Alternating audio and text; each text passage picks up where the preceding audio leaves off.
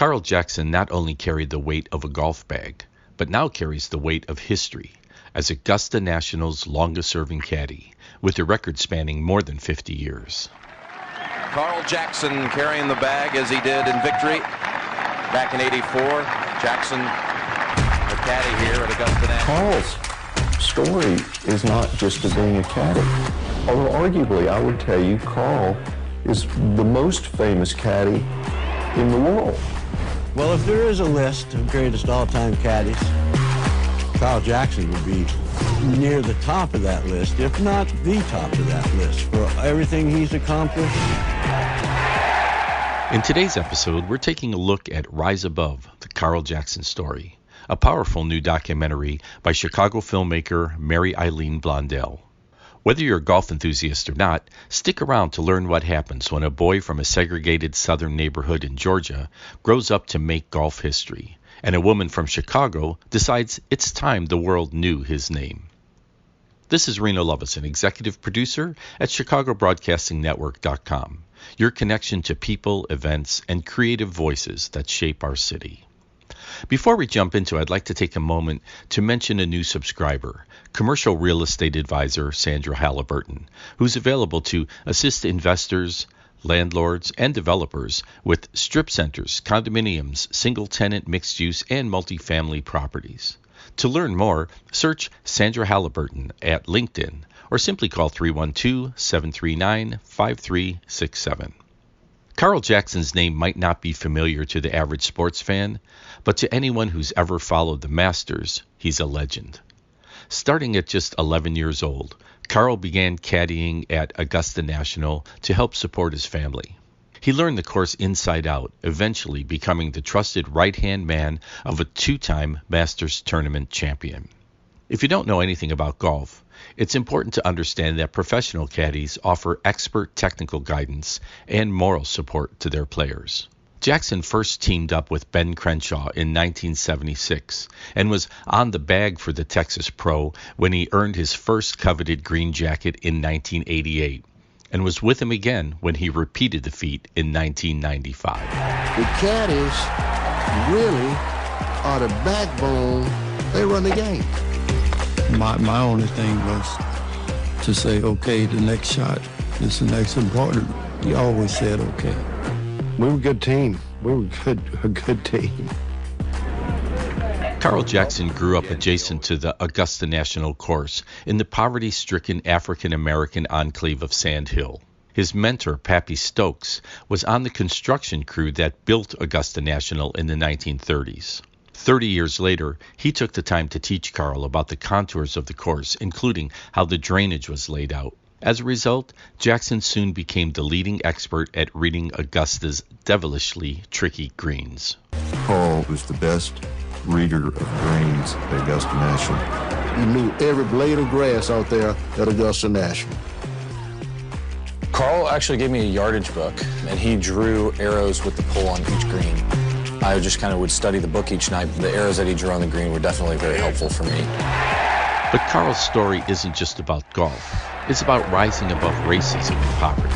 It's about creating space where there was none, and doing it with dignity and grace. I can't think of anybody in my 86 years of life that was more humble than Carl Jackson. It's a story that should be told, and it's a story that needs to be told. Carl Jackson not only became the longest-serving caddy in Augusta National history, he also worked 30 years for Jack Stevens, one of the wealthiest men in America, who was chairman of the Augusta National Golf Club from 1991 to 1998.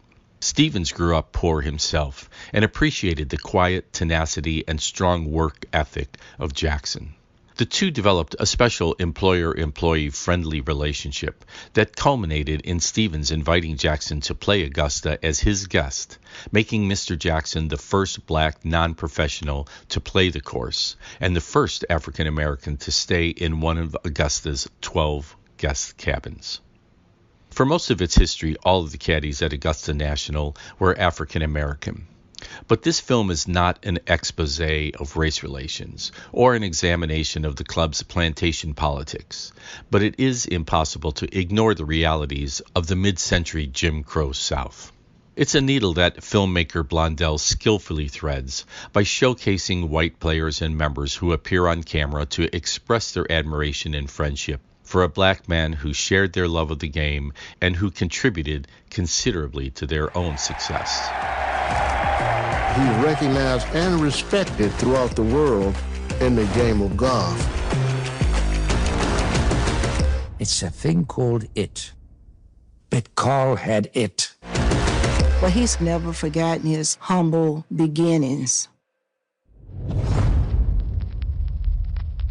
If anyone had a reason to be filled with rage and anger over racism and poverty, it was Carl.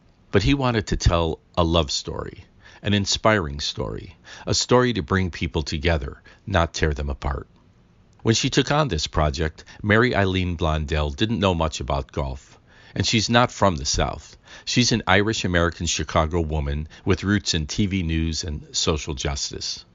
But a twist of fate brought Carl Jackson into her life, and when he decided to tell his story, he asked Maryilene to help. Her documentary style is pretty straightforward, letting those who know Mr. Jackson tell his story, augmented with vintage photos and sports coverage video. As with any production, it all boils down to money. This is where Kismet came into play, when Chicago financier Paul Purcell called her and said, "I hear you're making a documentary about my friend Mr. Jackson. If he says he believes in you, I believe in you. What do you need?" Blondell says there wouldn't be a Rise Above without Paul Purcell, period. In a time when so much news seems to be about division, the story reminds us of the power of kindness, humility, and shared humanity. Rise Above, the Carl Jackson story, is more than a sports film. It's a meditation on friendship, perseverance, and what it means to quietly change the world.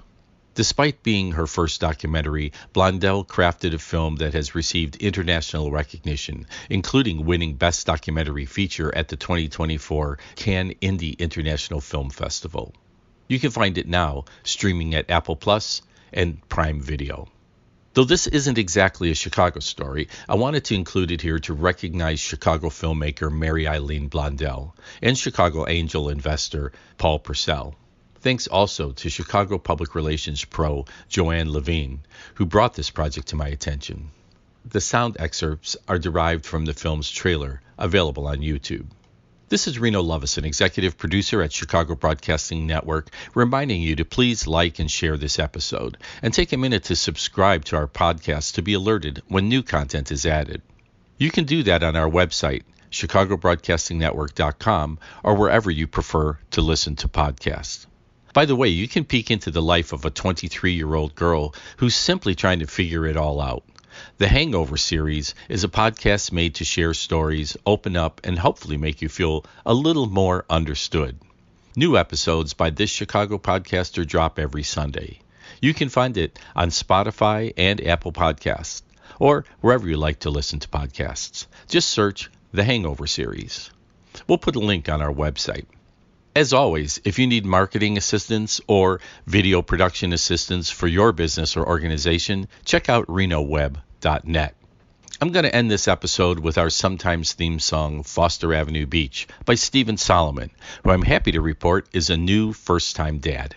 I've known Stephen since he was born, and I recorded this song live several years ago at the Edgewater Art Fair. Enjoy Foster Avenue Beach.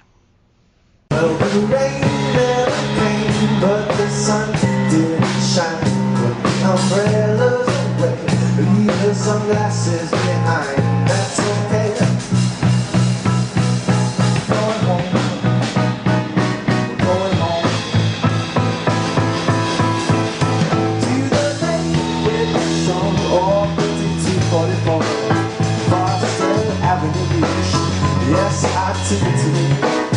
Well, the wind's picking up all day, oh yeah. It is driving over to the naked shore.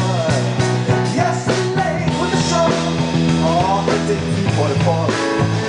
Foster Avenue Beach, yes, I took it to me. Well, the holes in the road, they are big and untold. As we drive to the sand, does it look like a tan? That's okay. Oh, going home. going home.